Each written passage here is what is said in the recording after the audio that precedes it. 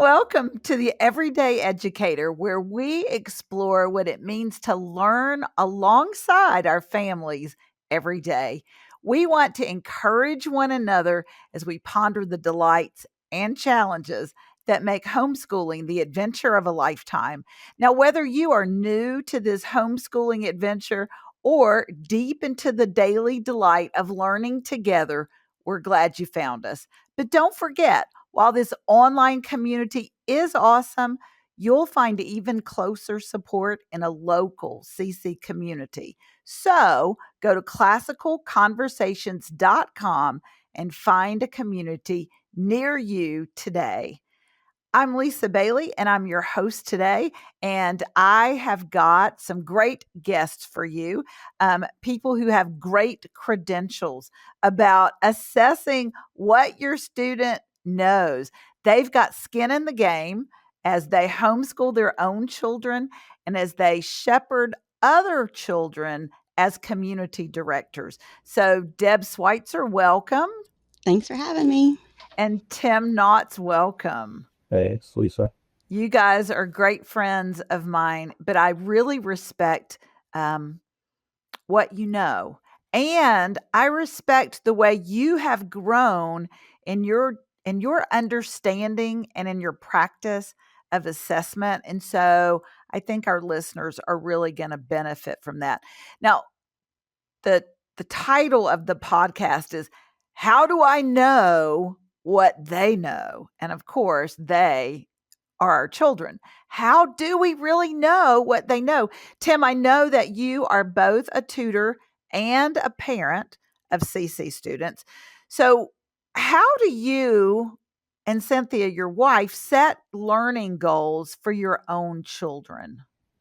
That's a big, complicated question. Well, we'll just take 50 cents worth of your knowledge. How about that? We look to the guides really to help us to see where have we been, where are we going, what are some good stepping stones along the way for us, so that we're not over asking from our kids, nor are we under relying on them to be growing and learning.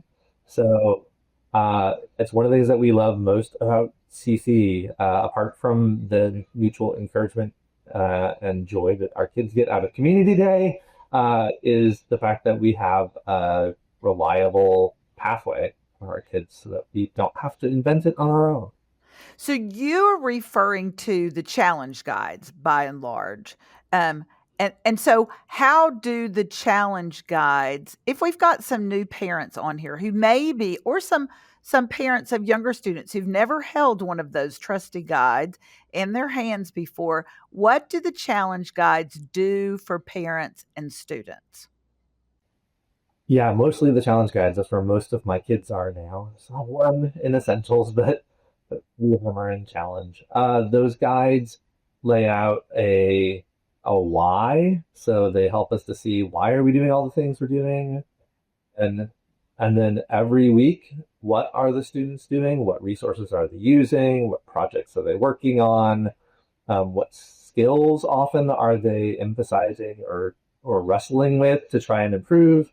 And then there's some extra help in the back of the guide that explain some of those assignments more fully, or give you some extra steps, or even some assessment helps back in the how section of the guide. That's really good. I know as a fledgling classical conversations parent, one of the things that drew especially my husband to the classical conversations program was the challenge guides, which, as you said, Tim, lays out for our students and for us as the home educator, the lead learner in the home, a program that will take us systematically through the study of these 15 skills using all kinds of rich content. But the guide helped me because I didn't have to figure out how much of anything we should be doing every week or how much we could be doing every week. Deb, did you find the the guides as big a help as Tim did? Yeah, I definitely use the guide for understanding the assignments, knowing what to expect from my son at home, or my daughter Mhm. just recently graduated, but when it was the two of them at home. And I do love to pull back and think first, what are the primary skills? Like, what am I looking to see develop in my kids at home this year? Like before I dive into everything. So I'll usually Right. take some time to just kind of step back and say, I know that we're trying to develop virtue and Christ-likeness, and so I'll think about that for a little bit before I dive in, and then I'll Mhm. also think about what happened last year. What were some things that I'd like to see improve? Like it might be the ability to read a text Right. versus understand the content of the or understanding the specifics, but like can you actually read the text? So I'll try to think Mhm. through those skills first. And then as I approach, I'll say, all right, so we're doing biology this year. How do I help my son develop reading the text in biology? Because I know he's going to continue to learn and do labs and learn the content. That's great. But what's my personal homeschooling academic goal for ensuring that he reads the text and he reads and learns how to read it well? So I might adjust and say, well, instead of always having your personal reading time with the text, this year, I want us to do some reading aloud with it so that Mhm. you read some and I read some, and then we discuss it. So you're learning how to interact with that text. How do we highlight it, or how do we discuss it? And so I know if it's reading, that's my skill, versus maybe it's outlining Right. that I want him to concentrate on. So I can think through those things, and sometimes I just adjust it by the week, and then I look at what's in the guide, and it says, okay, we're doing this book, or we're having this conversation or this speech, and I say, how can I develop that outlining or that reading skill that we're focusing on with that particular assignment that's coming? And the guide has great help in the back for all of those things as well, to be able Mhm. to just kind of say, hey, this is one way to help develop it. So I like to do it. I like to pull back and think of my overarching goals as well. And then I'm Yes. able to look at those why, what, and hows, and approach those overarching goals with a more specific manner for each child individually, which is great. Yeah. Man, okay, I just wanna take a minute, take a deep breath, and if y'all need to rewind and listen to that again, because there was a whole lot of good stuff in there. I especially loved where you said you pull back first, go Mhm, up, the mhm, higher, what's the higher goal? But I love what you said, Deb, about, the guide helps you know what to expect that you will cover during the mhm, year. But at the very end, what really caught my ear was that you said it helps you plan mhm. for each of your children. So, did you expect the same thing of your son and your daughter? Because they both went through the same challenges, they both studied the same material. How how were your expectations different for each of them, and why were they different? It is amazing how it almost feels like a completely different, a completely different study with each child, right? It's not Yes, the same each time. Each kid has their own way of approaching something, and different ways of learning, and different likes and dislikes, right? So one yes. student might love British literature or Shakespeare, and the other Mhm. one might say, "Why are you torturing me like this, mom? They What are you doing tolerate to it. me?" Yeah. And so being able to understand, how do I take these things that are in the guide, these different assignments, and how do I approach that uniquely with my kid at home? And so I had one daughter who loved Shakespeare and was, let's be Yes. all dramatic and let's have the flair. And she loved the poetry and she's like, let's write. And then my next son, he was like, you want me to write a poem? He's like, are you kidding me, mom? I play basketball. This is what I do. Right. And so being able to adjust that and say, okay, so here's the assignment, and you're supposed to be reading these poems and you're supposed to write poems. Let's focus on a certain form of elocution. Let's focus on the metaphor this week. And I don't expect you to write like a whole long, huge, epic poem, but let's work on your ability to create a metaphor. And that would change and shift with each kid to ensure that they're doing what's in the guide, but in a way that is tangible for them. So my daughter wrote a sonnet and my son wrote a couple of lines, and that's okay. They're developing their skills and they're going through those same assignments, but approaching them very differently. Yeah, they both, acquired the skills Hmm. that were important to you to pass along. That was something an expectation that you'd had. Tim, I saw you shaking your head a lot. Does that resonate with you, Deb's experience? Yeah, to take it sort of in a different direction, but a similar vein. My oldest really dreaded team policy debate when it came up. She's not that sort of person, Mhm. doesn't love the confrontation feeling of it. She had Right. uh, some more competitive classmates here and there that made her feel quite intimidated at times. My son, on the other hand, he's my second born. He just the other day told me team policy debate is one of his very favorite parts of the challenge program. So it's funny, that whole raised in the same household, same parents, same curriculum, very different looks on what they love and what they enjoy doing.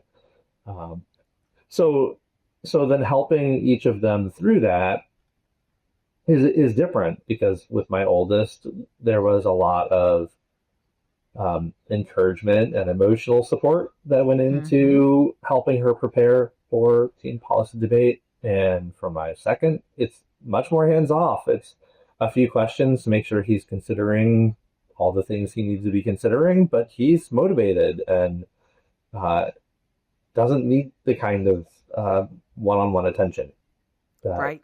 my daughter did. And that's been true with all of them with different things. So whether it's writing or reading or debating or science research at the library to prepare for those research Right. presentations, they're all differently doing the same things. Mhm. Yeah, that's a great way to say it, differently doing the same things. So you may have, um, very similar goals for all of the children in your homeschool.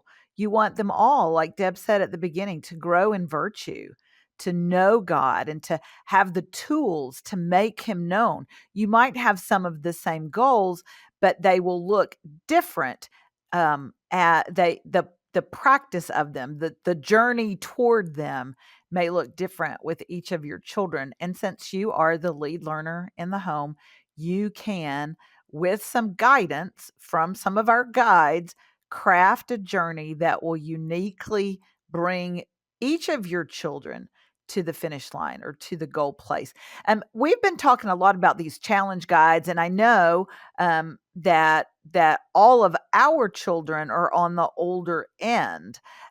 But many of our listeners have young children at home. So I want you guys to cast your minds back. What were some of the early goals that your family had? I remember we found classical conversations when my daughters were second grade and fifth grade. And so we were still learning to be good readers, and we were still working on memorizing, and we were working on basic math facts. But I remember having some goals for them as young classically educated children, that they would learn how to attend to the world around them, that they would strengthen their ability to memorize, that as they grew, they would be able to make connections between the things that they had learned and the things that we were talking about. What are some of the goals, Tim? So, some of the early goals that you and Cynthia had for your kids? Um, yeah, I mean, for preparation for the things to come is Yes, really such a big absolutely. part of those early years. There aren't there really aren't a lot of destinations as far as like we've arrived at something in those early years of education. So, so like you said, the exploration of the world, I think it's been important to us to try to keep alive as much as possible that wonder of the world. Yes. Um, and again, talking about different kids, I mean, some of my kids, they will gravitate to their room with a good book all Yep. day long and not go out and explore God's creation unless you sort of take them by the hand and lead them out. Okay, and look at this. Others of them really love going and being outdoors. So trying to find that balance with them of, yeah, sitting down with them and reading good books to fill them with good things, and Mm, also to continually be developing the skill of reading, and that's progressive, not destination, right? Like right. phonics and sounding out words and being able to handwrite isn't a destination. That's a doorway. Yeah. What kinds of reading and writing that they're going to end up doing? Um, so, so those goals were somewhat nebulous in a Mm, sense that they all arrive at them at different points, right. right? They learn their phonics, they get better at handwriting, and those things blossom or bloom at different Yeah. moments with different students. So Yeah. we can say like, well, when they're 9, they need to be doing X, and when they're 11, they need to be doing Y. Um, we wanted to see them growing in some self discipline over being able Yes. to sit a little longer or to attend a little better. We wanted to see them growing in um, their comprehension of things. You know, Hmm. little kids, they have no idea of the concept of time, and we want to see them growing in their ability to understand time passes, that that means something, and they don't Yeah. understand all of it yet. That they're growing into it. So it is so much of a continuum, and not a graduation, right? There's not like these Yes. moments where it's like, and now you've arrived at this, and so we move on to the next thing. It's you're continually growing in all the things, uh, and I love that about classical Yes. model of education, Yeah. that we don't look at it as sort of check boxes or tick marks or Right. now you completed this year, so now you're on to the next year worth of stuff, and last year's stuff we don't have to worry about it anymore. But that it's all Yes. this ever growing body of knowledge, set of skills, growth in Yeah. virtue. There's those character things that we want them to grow in too. That those we do have maybe even more specific goals. Right. A child who struggles with telling the truth, Mm, truth telling, maybe a major goal mm, for us with that child, or hmm. a kid who struggles with being prompt and uh, obeying right away or completing things on time. Our goal may be much more to work on getting to completion on time than it is how much of your math book did you get done, or Right. how many essays did you write. Um, Sure. right? This is our goal, and this is what we're going to work on. I so much love all that because it's so practical. For parents of young children who are listening right now, Tim just gave you some really practical um, goals for your family that maybe you don't see the academic connection to, but that will fold into your academic journey. Being prompt is a huge part of academic success, and being able to sit still for increasing periods of time is really important to being able to read a whole book or to work a difficult chemistry problem. You have to be able to sit for long enough to figure it out. So those are really great goals for younger children as well as older children, and you're probably starting to it's probably starting to tickle your mind kind of where I want to go with this, because some of these skills and some of these goals you can't give somebody a test for. And like Tim and Deb both have said, not every student, even who grew up in the same home, will arrive at these milestones in predictable times or even in predictable increments. It may take one child 6 months and then 6 months and then 6 months, and another child, it may take 8 months and then 2 months to get to the next milestone. Um, Deb, do you remember when you began homeschooling how you practiced assessment with your children? Uh, I do remember how it was in the beginning because I wasn't classical in the Well, beginning. So I was actually I hoping you would say that so that we can give hope to all of us here that we are all still growing and we did things badly before we began to do mhm. things well. So, everybody take a deep breath, ask forgiveness of your children, and let's move on. So, how did you begin, Deb? Yeah, so I am a product of a public school education, and it Yep. had its pros and it had its cons. And so when my children were little and I began homeschooling, I did not know about classical education, and I sat them in their little desks at home, and I did school at home, and they had their little tests that they would take, and I would make report cards for my Oh, children. It's so wow. embarrassing to say now, and and but always had the Christian virtue of what Tim was saying at the forefront of what we were Mhm, doing. But I mhm. certainly was using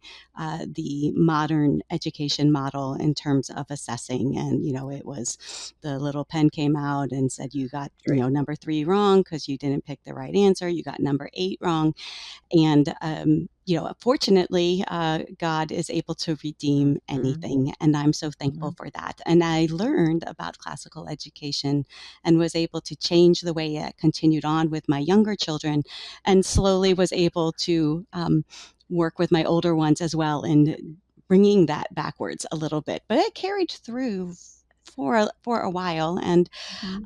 but I do appreciate the way that we grow as classical educators, that God teaches us along the way, to that in the same way that we know we don't expect perfection from our children, we know that Yes. they're in a journey. God doesn't expect perfection from us as well. He expects obedience and Mhm. he expects commitment. And so my heart was to be obedient in homeschooling every step of the way. And a beautiful part of my journey is the brokenness, I think, that I went through in homeschooling and recognizing that things weren't working and coming before the Lord with tears and saying, this has to be, there has to be a better way. There must be a better way to do this. And I don't want to, every mom, I think, fears that they're going to mess up their kids, or Oh, that yeah. they're going to lose all these things that kind of come in. And the Lord is so gracious. He comes in and says, Deb, you're pouring into your children because you love them, and I've called you to do this, and I'm going to take you along that way.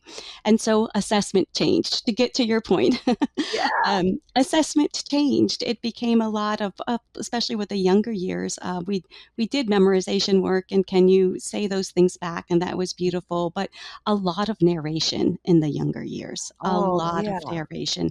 Tell me what you know, not just the memorized facts, but we would read a book and ask questions and tell me what you're discovering. Tell me what you heard.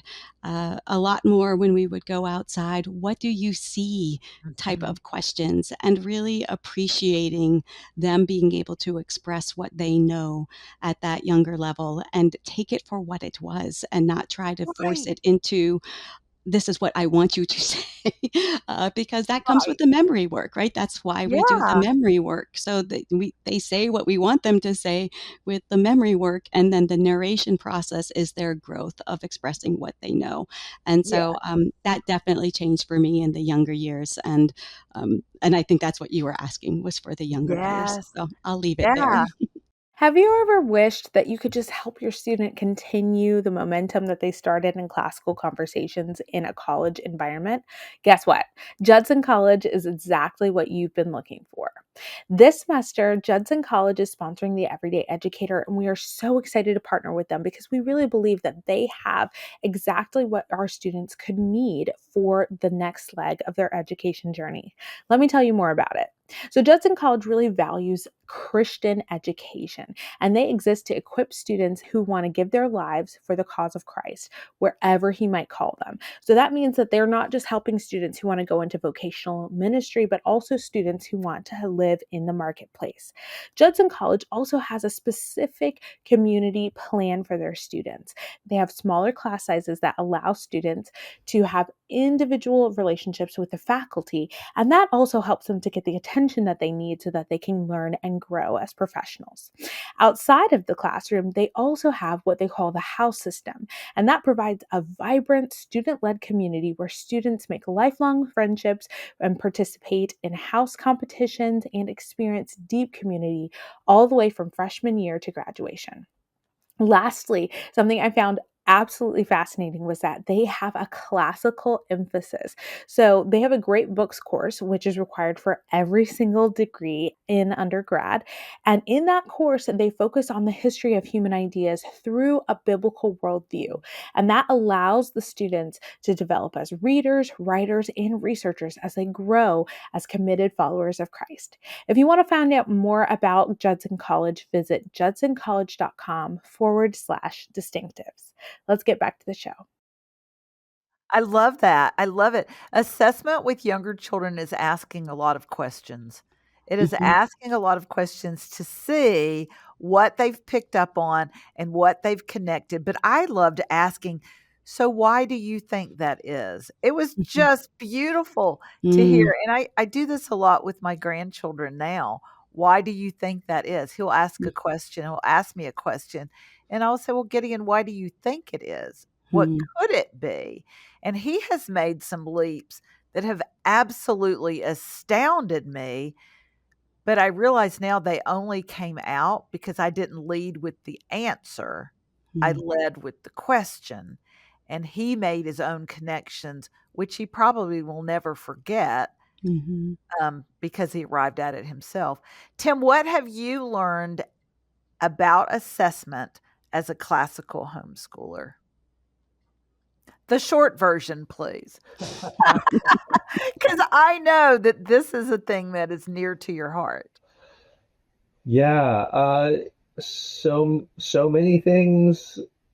I have a background in public school education. That was my undergraduate degree, and uh, the the temptation or the modern bent is to look to evaluate the artifacts, to look at how many of the spelling words did you get right on the spelling list on your quiz? How many answers did you get correct on your math test? Uh, how many elements of your essay rubric did you check off successfully? And those are all useful ways to assess. I'm not Mhm. in any way discounting the fact that those are helpful. They are, Absolutely. but they're sort of a lowest means of assessment. And I think the biggest problem is that they shift the eye of the assessor from the thing that you actually want to be assessing first and foremost, which isn't what the student made, but the student, him or herself. Mm. So as parents, we should want to be assessing our child to see where are they learning, growing, struggling, excelling, wrestling, right? Those are the things that we should want to see in truth. And Mm. so when we really just say, well, give me your stack of papers and I'll look at it, late at night or early in the morning for those Right. few quiet minutes that the homeschooling parent has. I mean, we're tired, and there's the easiest thing for us is to just grade those papers and give them back and say, well, it looks like you need to work on your I before E, except after C rule, or you need Right. to work on uh, your metaphors or whatever it is Mhm. that we see that we asked them to do that they didn't do particularly well. Um, but when we take the eye off a student, then we don't often stop to ask the question of why. Why didn't they do Mhm. that well? Why Mm. didn't that happen so smoothly as I hoped that it would?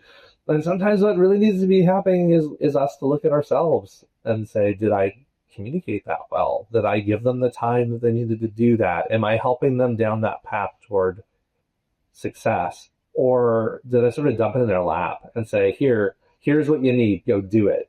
And then, in a sense, is there any wonder that it didn't go all that well?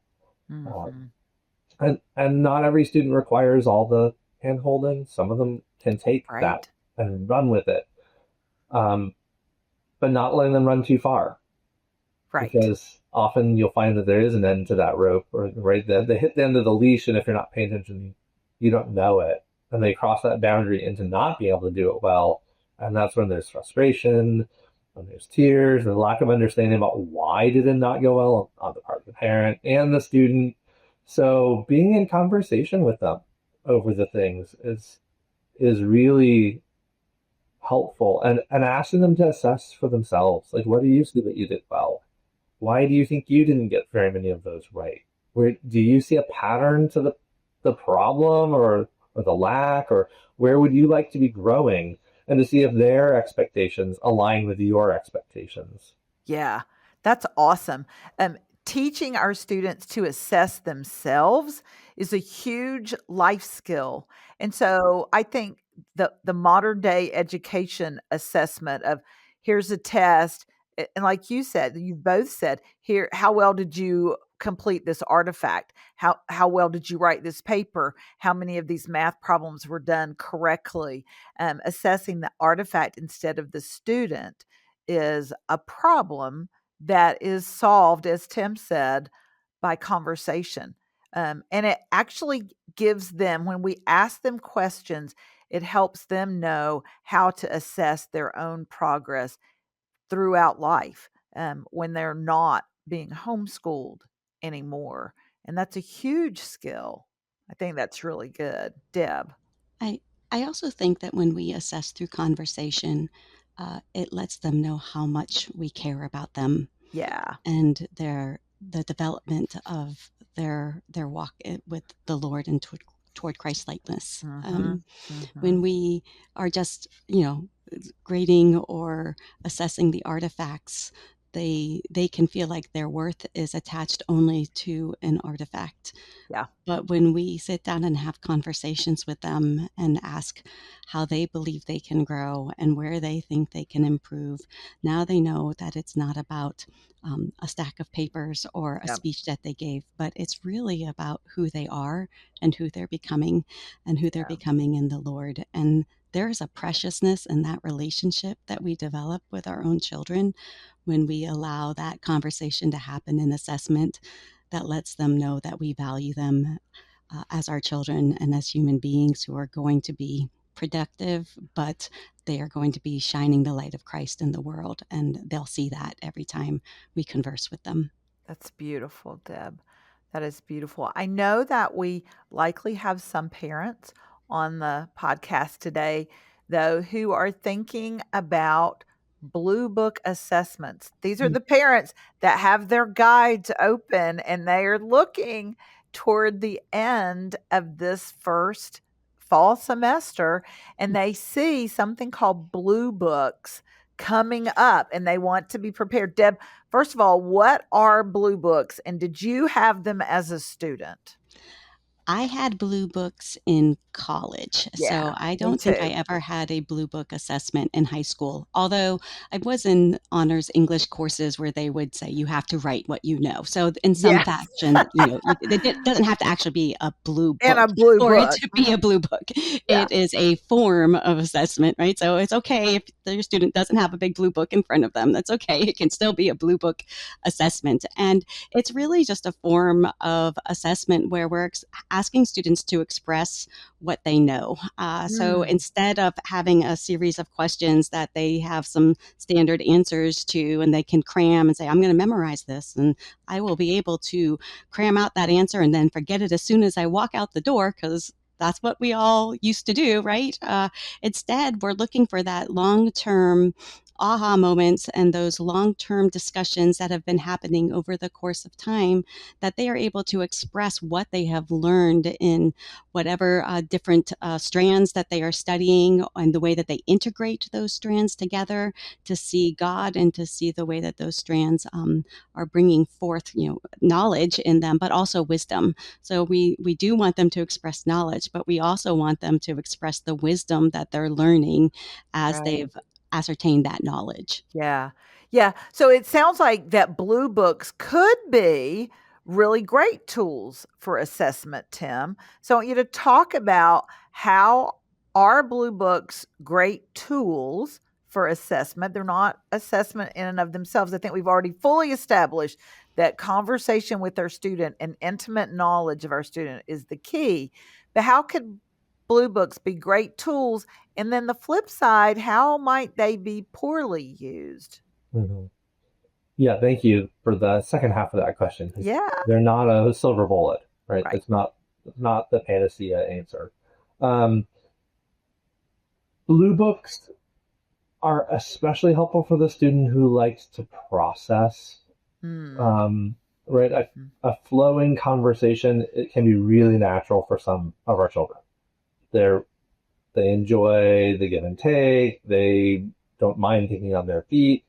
But we all know that some of our kids, or some of the kids in our communities, the ones who are quiet and don't jump right in Yes. to the conversation and community, they often are thinking really good things, but they like to cogitate a little before coming out with the treasures that they've been forming inside of them. So blue books can be really good for that, to help the student who wants to think a bit to have the time to do that and then process it out on paper rather than in a living back and forth conversation.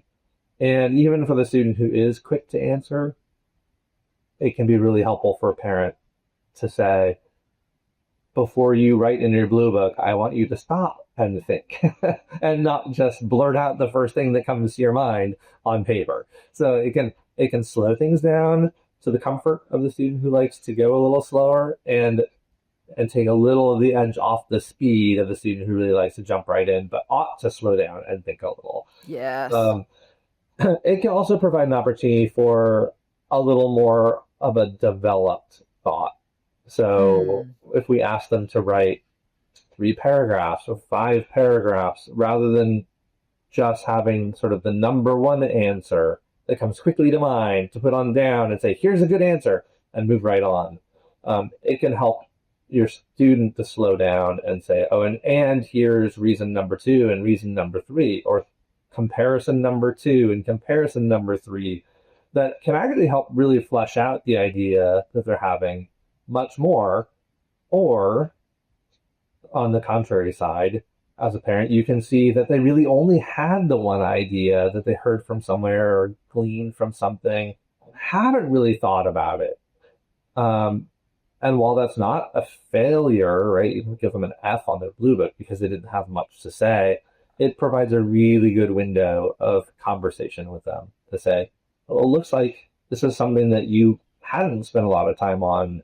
Let's go back and review what you did this semester, or let's talk about why that prompt didn't make much sense to you, or what's mm, going on. good. So again, it itself is actually mostly the doorway, the avenue to further conversations. Yeah, it sounds like it could be a real prompt for the deeper conversations that will truly lead us as parents to know our children's hearts and thoughts. Yeah, and how it can be misused, is basically to turn it into a handwritten quiz, right? Yeah. So list the first 10 elements. Well, if that's as far as it goes, that's no better than the other kind of assessment we're talking about. That might not be a bad opening salvo, right? Sort of like an Right. exordium to a blue book. List the first 10 elements, and now let's do something or discuss them in some way, or have, right? There's a way to do that well, but if it's that alone, it's not serving its purpose. And just one other quick plug, that Yeah. in the era that we live in of easy access to information on the internet, and especially with the advent of AI, Mm. Sitting without technology and a blank book to write in as a parent is especially helpful to make Yeah. sure for yourself, for your peace of mind, if nothing else, that you're getting what's actually coming from your student and not from somewhere else that your student is accessing.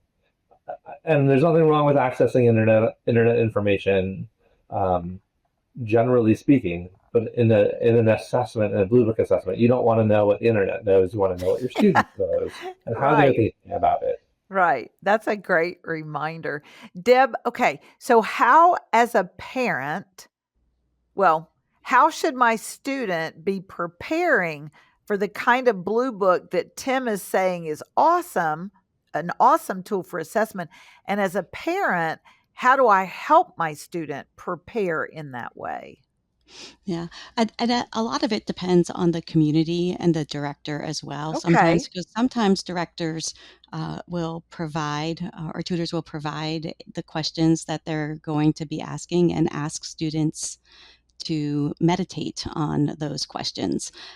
Think about these questions. And so, one of the best things we can do in those moments is start to have conversations with our students about those Mm, questions. What do you think about that? What do you have in your notes? What do you have highlighted in your books that reflect those questions? And let's start talking about that so you can start thinking about your ideas a little bit more and how you would respond to those questions. I think that's a beautiful blessing when yeah. tutors do that because, especially in those younger challenge years, to just be able to give parents and students A little space focus. to discuss. Yeah, say, hey, let's do this and let's discuss this.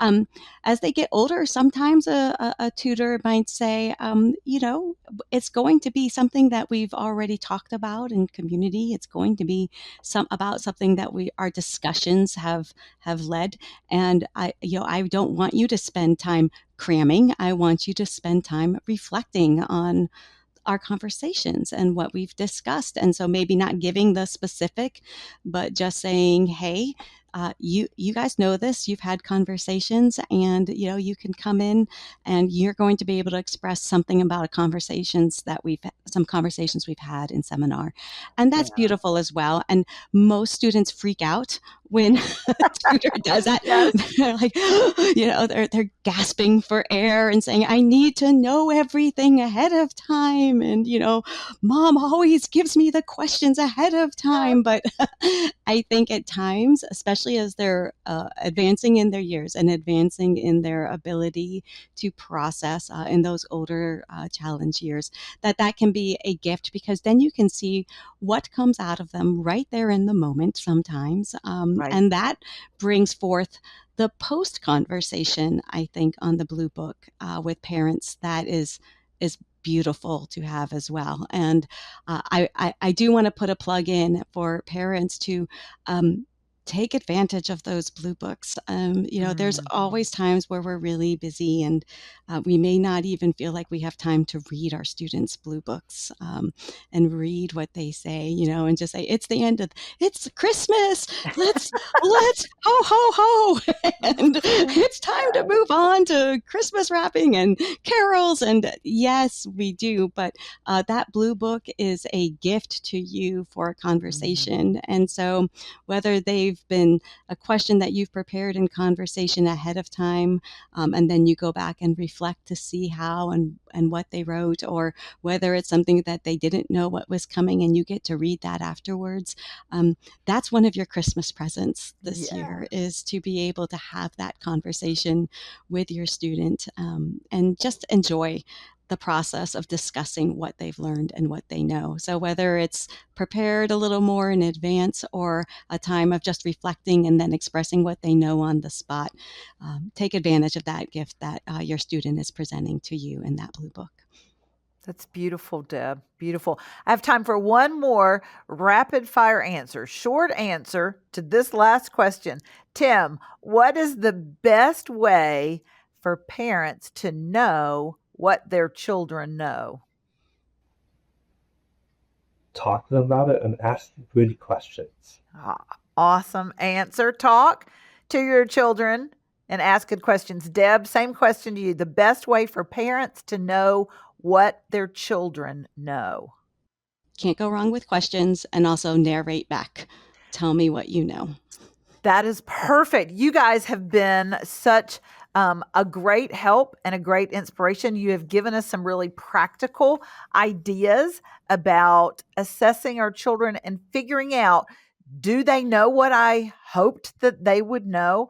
And given us some good ideas of how we could tell. So I'm going to say that's a wrap.